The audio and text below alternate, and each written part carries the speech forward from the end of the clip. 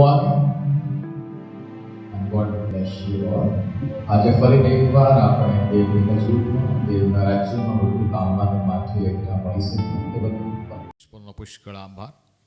આજે હું do this to be filled with the Holi Spirit, પવિત્ર આત્માથી ભરપૂર થવા માટે આટલું કરો, એ મથળા હેઠળ તમે પવિત્ર આત્માથી ભરપૂર થાવ માટે હું દેવના વચનોને આધારે તમને મદદ કરવા માગું છું. અને મારો વિશ્વાસ છે કે આપણે બધા આત્માથી ભરપૂર થઈશું. આમેન. બહુ અદ્ભુત મથાળું છે કે પવિત્ર આત્માથી ભરપૂર થવાને માટે આટલું કરો. દરેક દેવના માણસની ઈચ્છા હોવી જરૂરી છે કે તે પવિત્ર આત્માથી ભરપૂર થાય. મારી સાથે તમે કાઢી શકો એફેસીનો પત્ર 5મો અધ્યાય અને 18મી કલમ. મદ્યપાન કરીને મસ્ત ન થાવ, એ દુર્વ્યસન છે, પણ પવિત્ર આત્માથી ભરપૂર થાવ. ઇંગ્લિશમાં આ પ્રમાણે લખેલું છે, do not get drunk on wine which leads to debauchery, instead be filled with the spirit. દેવનું વચન આપણને ઉત્તેજના આપે છે કે મદ્યપાન કરીને મસ્ત ન થાવ, એ દુર્વ્યસન છે, પણ તેની જગ્યાએ પવિત્ર આત્માથી ભરપૂર થાવ. Be filled with the Holi spirit. દેવનું વચન આપણને ઉત્તેજના આપે છે, કીપ ડ્રિંકિંગ. અહીંયા જે વિધાન છે એ વિધાન પ્રેઝન્ટ ટેન્સને દર્શાવે છે, વર્તમાન કાળને દર્શાવે છે. એટલે કે સતત, નિરંતર અને નિયમિતપણે તમે પવિત્ર આત્માથી ભરપૂર થયા કરો, એવું બાઇબલ કહે છે. તમે આજે પવિત્ર આત્માથી ભરપૂર થયા અને મહિનો એમને એમ પસાર કરી નાખ્યું, બાઇબલ એવું કહેતું નથી. બાઇબલ એમ કહે છે, નિત્ય અને નિયમિત ધોરણે પવિત્ર આત્માથી ભરપૂર થયા કરો. Be filled with the holy ghost, keep drinking. ગલાતીનું પુસ્તક 5મો અધ્યાય અને 16મી કલમ આ પ્રમાણે ત્યાં લખવામાં આવેલું છે. પણ હું કહું છું કે આત્માથી ચાલો. બાઇબલ ક્યાં છે? પણ હું કહું છું કે આત્માથી ચાલો. Live by the spirit. ગલાતી 5:25 આ પ્રમાણે ક્યાં છે? જો આપણે આત્માથી જીવીએ છીએ તો આત્માથી ચાલવું પણ જોઈએ. Live by the spirit, keep in step with the spirit. આત્માથી જીવો, આત્માથી ચાલો. પાઉલ કહે છે, આત્માથી જીવો, આત્માથી ચાલો. પણ મારા વાલાઓ, આત્માથી જીવવાને માટે અને આત્મામાં ચાલવાને માટે પવિત્ર આત્માથી ભરપૂર થવું જરૂરી છે. પવિત્ર આત્માના ભરપૂરીપણા વગર તમે આત્મામાં જીવી શકતા નથી, આત્માથી ચાલી શકતા નથી. અને જો તમે આત્માથી ચાલતા નથી તો તમે લાગણીથી દોરવાશો, તમે જગતના પ્રભાવથી દોરવાશો, તમે રીતિ રિવાજોથી દોરવાશો, તમે દેહથી દોરવાશો. એટલે બાઇબલ આ પ્રમાણે કહે છે, આત્માથી ચાલો, આત્માથી જીવો. અને એના માટે દેવના આત્માનું ભરપૂરીપણું મારા વાલાઓ જરૂરી છે. દેવની ઈચ્છા છે કે તેના લોક, તેની મંડળી આત્માથી જીવે, આત્માથી ચાલે. પરંતુ મારા વાલાઓ, મંડળીને આત્માથી જીવવાને માટે, આત્માથી ચાલવાને માટે પવિત્ર આત્માને સતત પીતા રહેવું જરૂરી છે. અને મારા વાલાઓ, પવિત્ર આત્મા સંબંધી એની ઉપલબ્ધતા સંબંધી ગુડ ન્યૂઝ એ છે કે પ્રભુ ઈસુ ખ્રિસ્ત સ્વર્ગારોહણ કરતા પહેલા આ પ્રમાણે જાહેરાત કરે છે. લુક લખેલી સુવાર્તા 24મો અધ્યાય અને 49મી કલમ. હું મારા પિતાનું વચન તમારા પર મોકલું છું, પણ તમે ઉપરથી પરાક્રમે વેષ્ટિત થાવ ત્યાં સુધી શહેરમાં રહેજો. હું મારા બાપનું વચન તમારા પર મોકલું છું. બાપનું વચન, પવિત્ર આત્મા સંબંધીનું વચન, કે પવિત્ર આત્મા આવશે તે વચન હું મોકલું છું. પ્રેરિતોના કૃત્ય 1લો અધ્યાય અને 4થી ને 5મી કલમ આપણે જોઈએ. તેમણે તેઓની સાથે ભેગા થઈને તેઓની આજ્ઞા કરી યરૂશાલેમથી જતા ના, પણ પિતાનું જે વચન તમે મારા મુખથી સાંભળ્યું છે તેની રાહ જોતા રહેજો. કેમ કે યોહાને પાણીથી બાપ્તિસ્મા કર્યું ખરું, પણ થોડા દિવસ પછી તમે પવિત્ર આત્માથી બાપ્તિસ્મા પામશો. યોહાને પાણીથી બાપ્તિસ્મા તમારું કર્યું ખરું, પણ થોડા દિવસ પછી તમે પવિત્ર આત્માથી બાપ્તિસ્મા પામશો. સ્વર્ગથી પવિત્ર આત્મા ઉતરી આવશે. Praise the lord. દેવ ઈચ્છે છે કે આપણે આત્માથી જીવીએ. દેવ ઈચ્છે છે કે આપણે આત્માથી ચાલીએ અને તેના માટે પવિત્ર આત્માથી ભરપૂર થવાની તાતી જરૂરિયાત છે મારા વાલાઓ. You can not live without holy spirit. અને પવિત્ર આત્માથી ભરપૂર થઈએ તે માટે પ્રભુ ઈસુ ખ્રિસ્ત પવિત્ર આત્માની ઉપલબ્ધતા વિશે આ પ્રમાણે કહી રહેલા છે, તેની રાહ જુઓ. He is coming. ત્યાં આવી રહેલો છે. He is coming with the great power. એ શક્તિ સામર્થ્ય સાથે આવી રહેલો છે એવું પ્રભુ ઈસુ ખ્રિસ્ત પોતાના શિષ્યોને કહી રહેલો છે. He is coming with dunamis. અને જેમ પ્રભુ ઈસુ ખ્રિસ્તે કહ્યું તેમ તેઓએ 50મા દિવસે પવિત્ર આત્માને આ પૃથ્વી પર રેડી દીધો અને તે 120 જણા પવિત્ર આત્માથી ભરપૂર થયા. અને તેઓ પવિત્ર આત્માથી ભરપૂર થયા. પરિણામે આવ્યું કે તેઓ પવિત્ર આત્માથી જીવ્યા અને પવિત્ર આત્માથી તેઓ ચાલ્યા. અને મારા વાલાઓ, ઇતિહાસ તેમણે લખ્યો. Hallelujah lord. દેવ ઈચ્છે છે મંડળીનો દરેક વ્યક્તિ પવિત્ર આત્માથી ભરપૂર થાય. જો તમે પવિત્ર આત્માથી ભરપૂર નહીં થાઓ તો બીજી બાબતોથી ભરપૂર થઈ જશો. એટલા માટે પવિત્ર આત્માથી ભરપૂર થયા કરો. Keep drinking the holy ghost. મદ્યપાન કરીને મસ્ત ન થાઓ, એ પીવા લાયક નથી, એ દુર્વ્યસન છે. પણ પવિત્ર આત્મા સ્વર્ગ તરફથી આવેલો સંબોધક છે, તેનાથી તમે ભરપૂર થાવ એવું દેવનું વચન ક્યાં છે. અને જ્યાં સુધી તમે પવિત્ર આત્માથી ભરપૂર ન થાવ ત્યાં સુધી મંડ્યા રહો, ત્યાં સુધી દેવની હજુરમાં લાગેલા રહો, છોડશો નહીં. અને 50મા દિવસથી પ્રભુ ઈસુ ખ્રિસ્તે પવિત્ર આત્માને તેમના નામ પર વિશ્વાસ કરનારા સગળ વ્યક્તિઓને માટે ઉપલબ્ધ બનાવેલો છે. જો આજે તમે પ્રભુ ઈસુ ખ્રિસ્ત પર વિશ્વાસ કરો છો કે જીસસ ઇઝ ધ લોર્ડ, તો પવિત્ર આત્માનું ભરપૂરીપણું તમારા માટે છે. એ નદી જે રાજ સિંહાસન મધ્યથી નીકળી રહેલી છે, એ નદી તમારા માટે છે. જો તમે ઈસુ ખ્રિસ્ત પર વિશ્વાસ કરો છો કે હી ઇઝ ધ લોર્ડ, તે મારો પ્રભુ છે, તે મારા જીવનનો માલિક છે. યોહાને લખેલી સુવાર્તા 7મો અધ્યાય 37 થી 39મી કલમ. હવે પર્વને છેલ્લે તથા મોટે દિવસે ઈસુએ ઊભા રહીને મોટે અવાજે કહ્યું કે જો કોઈ તરસે હોય તો તે મારી પાસે આવીને પીવે. શાસ્ત્રના વચન પ્રમાણે જો કોઈ મારા પર વિશ્વાસ કરે છે તેના પેટમાંથી જીવતા પાણીની નદીઓ વહેશે. પણ તેમના પર વિશ્વાસ કરનારાઓને જે આત્મા મળવાનો હતો તે વિશે તેમણે એ કહ્યું, કેમ કે ઈસુને હજી મહિમાવન કરવામાં આવ્યા ન હતા, માટે પવિત્ર આત્મા હજી આપવામાં આવ્યો ન હતો. પવિત્ર આત્મા આવશે. પવિત્ર આત્મા ઉપલબ્ધ બનેલો છે 50મા દિવસથી. અને પ્રભુ ઈસુ ખ્રિસ્ત આ પ્રમાણે કહે છે, જે કોઈ તરસ્યો હોય તે મારી પાસે આવીને પીવે. શાસ્ત્રના વચન પ્રમાણે જે કોઈ મારા પર વિશ્વાસ કરે છે તેના પેટમાંથી જીવિત પાણીની નદીઓ વહેશે.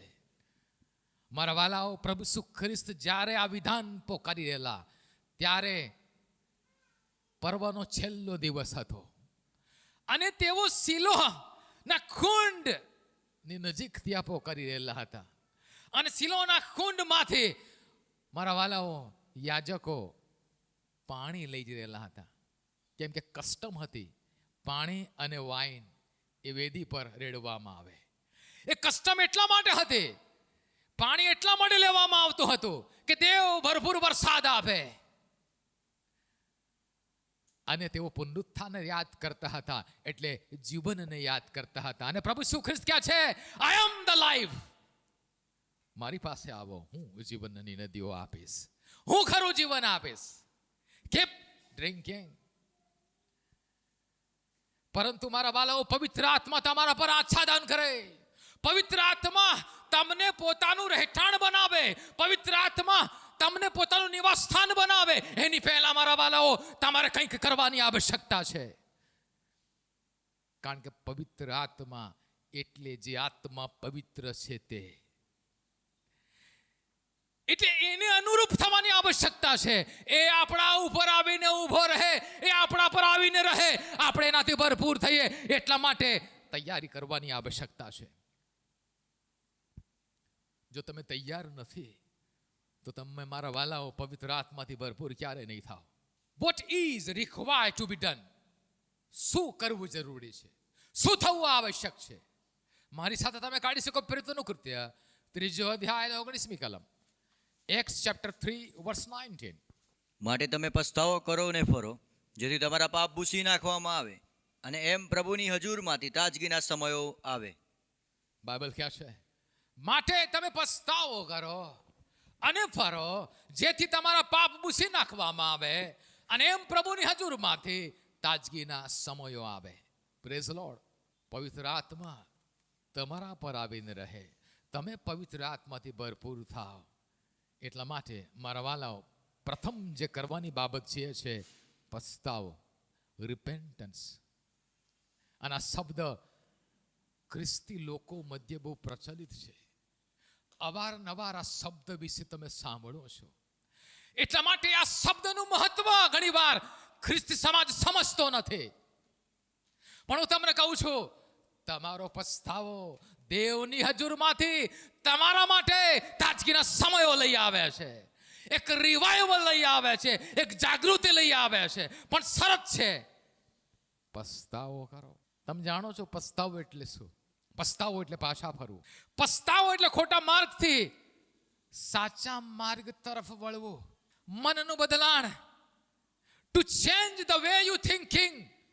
જે રીતે તમે વિચારો છો એ વિચારવાની પદ્ધતિને સમૂગલી બદલવી, એને પસ્તાવો કહેવામાં આવે છે. બીજા શબ્દમાં કહું તો તમારી થોટ પ્રોસેસને તમે બદલો છો.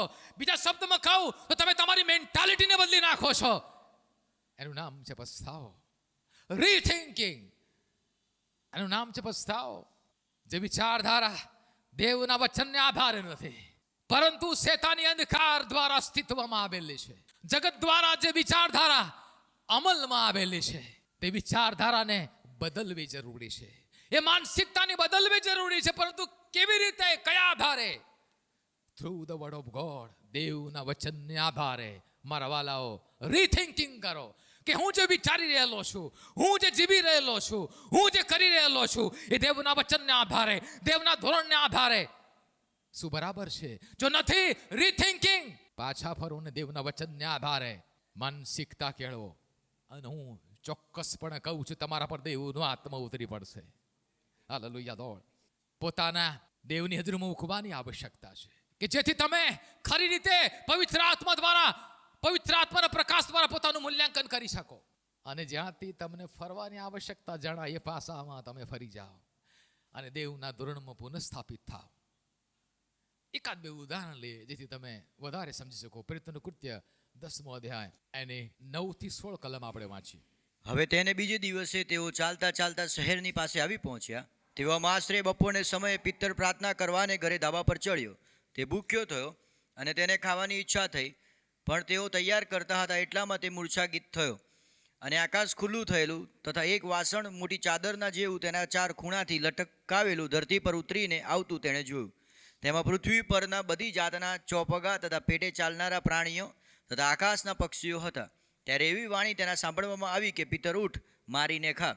પણ પિત્તરે કહ્યું કે પ્રભુ, એમ તો નહીં, કેમ કે કોઈ નાપાક કે અશુદ્ધ વસ્તુ મેં કદી ખાધી નથી.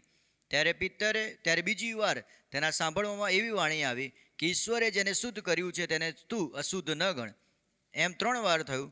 પછી તરત તે વાસણ આકાશમાં ઉપાડી લેવામાં આવ્યું. પ્રેરિતોનું કૃત્ય 9મો અધ્યાયની છેલ્લી કલમો તમે વાંચશો તો ત્યાં જોવા મળશે, પિત્તર યાફામાં સિમોન ચમારના ઘરે રોકાયેલો છે. ત્યાં યાફામાં દોર્કસ નામની એક શિષ્ય માંદી પડી અને બાઇબલ કહે છે તે મૃત્યુ પામી. એટલે યાફાની નજીક જે લોદ છે જ્યાં પિત્તર આવેલો હતો, પિત્તરને યાફામાં તેડી મંગાવવામાં આવે છે.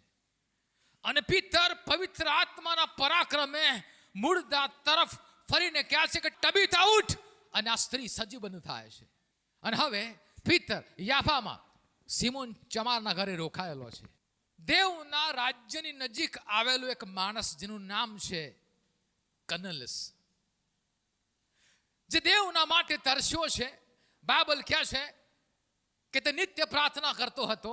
બાઇબલ કહે છે કે તે નિત્ય દાન આપતો હતો. તે તથા તેના ઘરના સર્વ દેવનું ભય રાખતા હતા. આવો એક વ્યક્તિ કર્નેલિયસ, તેને દેવ પોતાના ત્રાણને માટે જાણે પસંદ કરે છે. અને એટલા માટે દેવનો દૂત તેને દર્શન દે છે અને કહે છે, તું પિત્તરને તેડાવ કે જે યાફામાં સિમોન ચમારના ઘરે રોકાયેલો છે. તે તમને એવી વાતો કહેશે જે વાતો સાંભળીને તમે તારણ પ્રાપ્ત કરશો.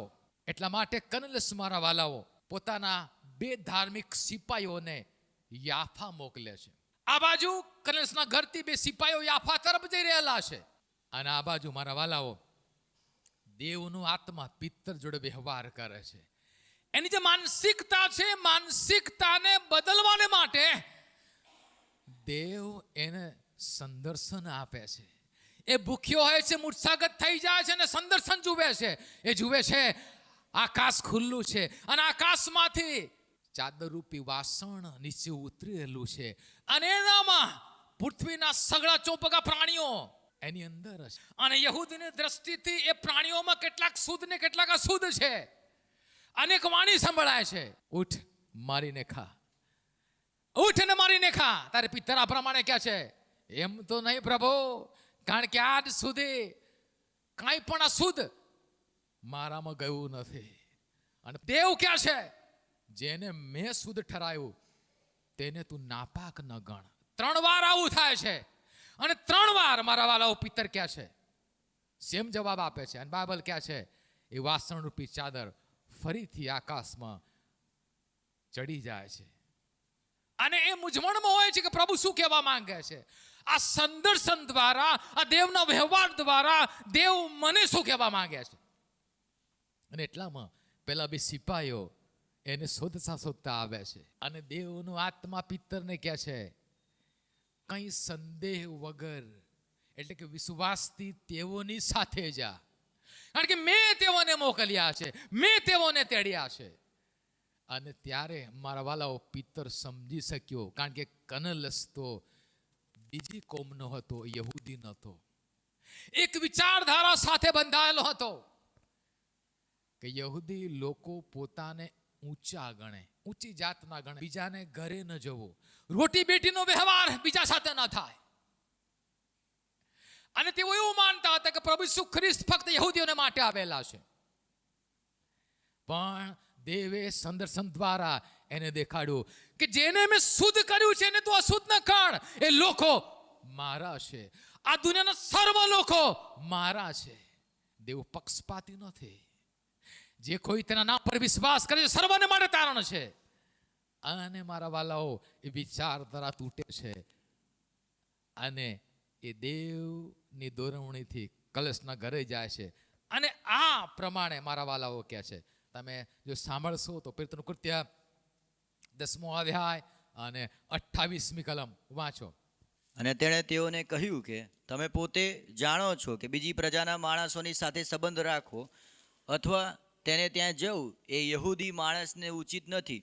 પણ ઈશ્વરે તે મને દેખાડ્યું છે, મારે કોઈ પણ માણસને નાપાક અથવા અશુદ્ધ કહેવું નહીં. જ્યાં સુધી પવિત્ર આત્માનો વ્યવહાર ન થયો ત્યાં સુધી મારા વાલાઓ પિત્તર નાત જાતના ભેદભાવમાં પડેલો હતો, નાત જાતના બંધનમાં હતો. અહીંયા જવાનું, અહીંયા ન જવાનું એવી માનસિકતા સાથે આગળ વધી રહેલો. પણ દેવનો આત્માનો વ્યવહાર થયો અને એણે પોતાની વિચારસરણી બદલી, એણે પસ્તાવો કર્યો, એ પાછો ફર્યો. બીજી કલમ વાંચી, પિત્તરનું કૃત્ય 11મો અધ્યાય અને 12મી કલમ. પવિત્ર આત્માએ મને કહ્યું, કંઈ પણ ભેદ રાખ્યા વિના તું તેઓની સાથે જા. આ 6 ભાઈઓ પણ મારી સાથે આવ્યા અને અમે તે માણસના ઘરમાં ગયા. Praise God. અને જ્યારે પોતાની વિચારધારા પિત્તરે બદલી, જ્યારે તેને ખરા મનથી પસ્તાવો કર્યો, ત્યારે મારા વાલાઓ દેવનો આત્મા આચ્છાદિત થયો એવું બાઇબલ કહે છે. પિત્તરનું કૃત્ય 10મો અધ્યાય 44થી 46મી કલમ આપણે વાંચીએ. પિત્તરે એ વાતો કહેતો હતો, એટલામાં જે લોકો વાત સાંભળતા હતા તેઓ સર્વના ઉપર પવિત્ર આત્મા ઉતર્યો.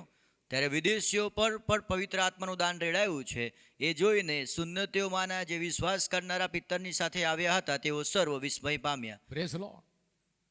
કેમ કે ખોટી માન્યતાઓ, ખોટા વલણોથી પાછા ફરો. કે જેથી દેવની હજુરમાંથી તાજગીના સમયો તમારા પર ઉતરી આવે. જે વલણો, જે માનસિકતાઓ દેવના વચનના આધારે નથી, એને આજે તમારા જીવનમાંથી દૂર કરો. અને ચોક્કસપણે માનું છું કે દેવની હજુરમાંથી તાજગીના સમયો તમારા પર ઉતરી આવશે. મારા વાલાઓ, કાર્મેલ પર્વત વિશે આપણે ગયા રવિવારે જોઈ ગયેલા. એલિયાએ કાર્મેલ પર્વત પર વેદી બાંધી અને બાઇબલ એમ કહે છે કે ત્યાં દેવની આગ ઉતરી અને પરિણામે આવ્યું પહેલો રાજાઓ 18મો અધ્યાય અને 39મી કલમ આપણે વાંચી.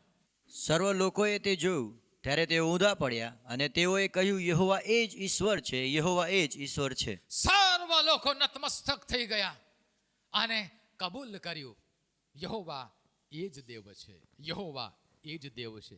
તેની પહેલા તેઓ બે મતની વચ્ચે ડચુપચુ હતા કે બઆલ દેવ છે કે યહોવા દેવ છે. પણ જ્યારે એલિયા દ્વારા રસ્તો કાઢવામાં આવ્યો અને યહોવા દેવે પોતાની આગ ઉતારીને પ્રમાણિત કર્યું કે હું જ દેવ છું, અને લોકોને ખાતરી થઈ એટલે લોકો પાછા ફર્યા. લોકોએ પસ્તાવો કર્યો કે પ્રભુ અમે ખોટા છીએ, દેવ તો તું છે.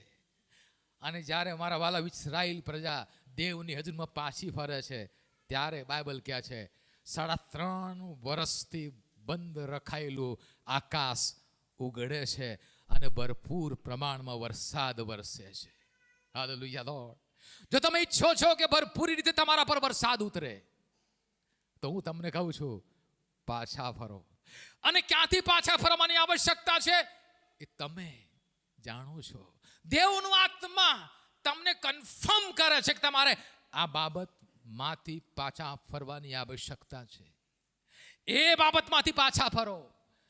હું ઘણી વાર કહી ચૂક્યો છું ને આજે પણ કહું છું, દેવની ડિક્શનરીમાં ચાલશે એવો શબ્દ નથી. દેવ મિશ્રણને ધિક્કારે છે. તમે 99% તમારી જાતને દેવને આપી દો છો, પણ 1% તમે પોતાની પાસે રાખો છો. એનો મતલબ એમ થયો તમે દેવના નથી. દેવ 100% માંગી લે છે. દેવ 100% માંગી લે છે. એટલા માટે હું તમને કહું છું, આજે સોંપાઈ જાઓ, તમારી વેદીને પ્રિપેર કરો. પોતાના ભાઈઓ બહેનો સગાવાલા જેમની સાથે તમારા સંબંધ તંગ થયેલા છે, જેનાથી તમને નુકસાન થયેલું છે અને જેના દ્વારા તમને નુકસાન કે અપમાન થયેલું છે, એમની સાથે સલાહ સંપમાં આવો. જ્યાં માફી માંગવાની આવશ્યકતા છે ત્યાં માફી માંગો, અને જ્યાં માફી આપવાની આવશ્યકતા છે ત્યાં માફી આપો. વેદી બાંધો, પાછા ફરો કે જેથી પવિત્ર આત્માનું ઉતરાણ થાય. ગયા રવિવારે મેં તમને કહેલું, આ તો ફક્ત એના માત્ર માર્ગનો ઈશારો છે. ઘણી વાર દેવના આત્માનું જે હલનચલન આપણી મધ્ય થાય છે એ તો ફક્ત એનો ઈશારો છે. એના પરિપૂર્ણ પરાક્રમની ગર્જના આપણે સાંભળવાની બાકી છે. એના માટે પ્રિપેર થાઓ, તૈયાર થાઓ કે જેથી દેવ તમને એ ધોધની નીચે લઈ જાય, પવિત્ર આત્માનો ધોધ. મે બી તમારામાંથી ઘણા લોકો એવું કહેતા હોય કે અમારા પાસે અભિષેક હતો, પરંતુ આજે હું ડ્રાય છું. જે રીતે હું ફંક્શન કરતો હતો, કરતી હતી, એ રીતે આજે હું કરતી નથી, કરતો નથી. તો શું કરવું? એનો પણ પ્રત્યુત્તર એક જ છે, રિપેન્ટ્સ, પાછા ફરો. મે બી તમે ચિહ્નો ચમત્કારો કરતા હો, પણ આજે તમારાથી સૂકો પાપડ ભાગતો નથી. મે બી તમે દુષ્ટ આત્માઓની ફોજો કાઢતા હો, પણ આજે એક દુષ્ટ આત્મા કાઢવામાં તમને વાંધા. તો હું માનું છું બાઇબલ કહે છે રિપેન્ટ, પસ્તાવો કરો કે જેથી એ અનોઇન્ટિંગ તમારા પર રિસ્ટોર થાય. સામસુન એનો બેસ્ટ એક્ઝામ્પલ છે. સામસુન દેવનો અભિષેક્ત વ્યક્તિ હતો, પરાક્રમી કામો એણે કર્યા, પરંતુ એના જીવનમાં એક મોટું પાપ હતું, એ છે વ્યભિચાર. અને વ્યભિચારને કારણે એ દેવના ધોરણમાંથી ખસી ગયો. એને કારણે અભિષેક એને છોડીને ચાલ્યો ગયો. ત્યારે તેણે અભિષેકની પુનઃ પ્રાપ્તિ કરવાને માટે તેણે શું કર્યું? ન્યાયાધીશોનું પુસ્તક 16મો અધ્યાય 28 થી 30 કલમ આપણે વાંચીએ. ત્યારે સામસુન યહોવાની પ્રાર્થના કરી ઓ ઈશ્વર યહોવા, કૃપા કરીને મને સંભાળો. હે ઈશ્વર, કૃપા કરીને આ એક જ વાર મને બળવાન કરો. હું મારી બંને આંખોનું સામટું વેર ફલિસ્તીઓ પર વાળી શકું. પછી વચ્ચેના બંને થાંભલા જેના પર ઘરનો આધાર રહેલો હતો તે સામસુને પકડ્યા. એટલે એકના જમણા હાથથી તે એકના ડાબા હાથથી ને તેમને અઢેલીને તે ઊભો થયો. અને સામસુને કહ્યું, હું ફલિસ્તીઓની સાથે ભલે મરું. પછી પોતાના સંપૂર્ણ બળથી તે વાંકો વળ્યો.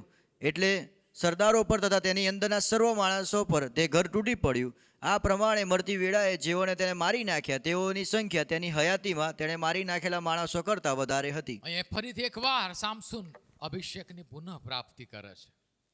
કેવી રીતે પસ્તાવો કરે છે, પ્રભુ મને સંભાળ.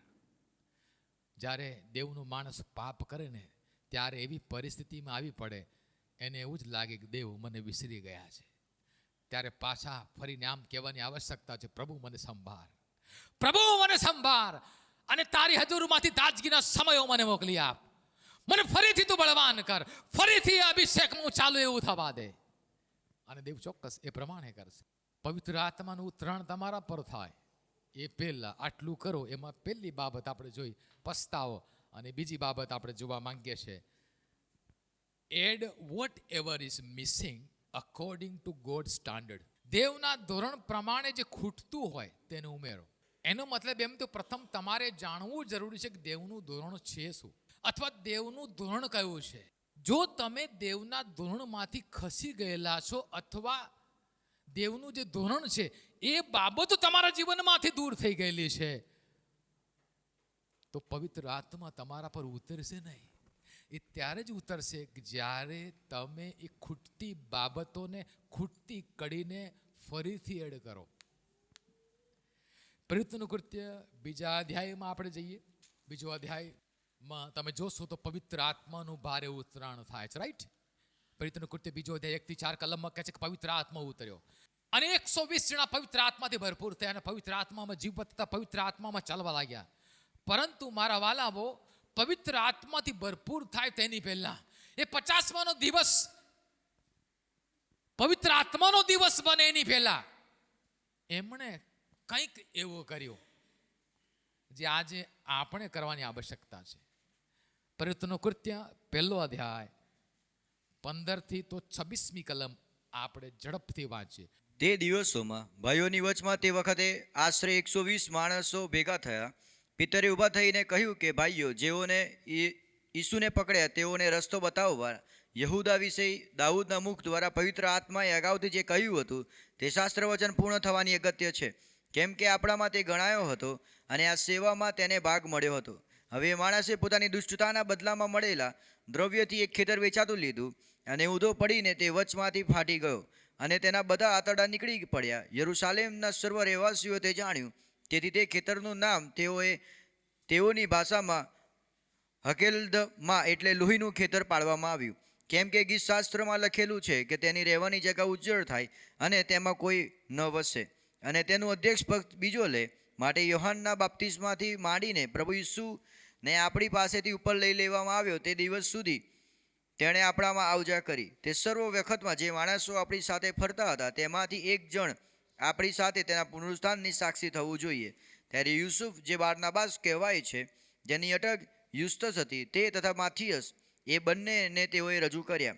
તેઓએ પ્રાર્થના કરી, હે અંતર્યામી પ્રભુ, જે સેવા તથા પ્રેરિત પદમાંથી યહૂદા પતિત થયો, પોતાને ઠેકાણે ગયો, તેની જગા પૂરવાને આ બેમાંથી કોને તમે પસંદ કર્યો છે તે અમને બતાવો. પછી તેઓએ તેની માટે ચિઠ્ઠી નાખી. એટલે માથિયસના નામની ચિઠ્ઠી નીકળી. પછી 11 પ્રેરિતોની સાથે તે પણ પ્રેરિત તરીકે ગણાયો. Praise lord. મારા વાલાઓ, પ્રભુ ઈસુ ખ્રિસ્તે 12 પ્રેરિતો ઠરાવેલા. દેવે જે ઠરાવેલું છે એનામાં કોઈ કમતી ચાલતું નથી. હંમેશા યાદ રાખજો, એ દેવનું ધોરણ બની જાય છે અને દેવના ધોરણને તમે તમારી રીતે તોડી મરોડીને લાગુ કરી શકતા નથી. દેવે જે ધોરણ રાખેલું છે એ ધોરણ સુધી લોકો પહોંચી શકતા નહોતા. હવે સમજી લો કે તમે એક વૃક્ષની નીચે ઊભા છો અને ડાળી છે. હવે એ ડાળીને બે રીતે એને પહોંચી શકાય છે એ ડાળી સુધી. એક, કાં તો તમે એને પકડીને નીચે લાવો, કાં તો પછી તમે ત્યાં સુધી પહોંચો. બાઇબલની અંદર પકડીને નીચે લાવવાનું પ્રાવધાન નથી, પણ તમે ત્યાં પહોંચો એટલા માટે દેવે કૃપા પૂરી પાડી છે કે તમે ધોરણમાં સ્થાપન થાવ. દેવનું ધોરણ ક્યારેય નીચે આવતું નથી. એટલે હું તમને કહું છું, દેવના ધોરણને ક્યારેય નીચે લાવવાનો પ્રયત્ન ના કરશો, ક્યારે કોમ્પ્રોમાઇઝેશનમાં ના જીવશો. ચાલશે એવો શબ્દ નથી.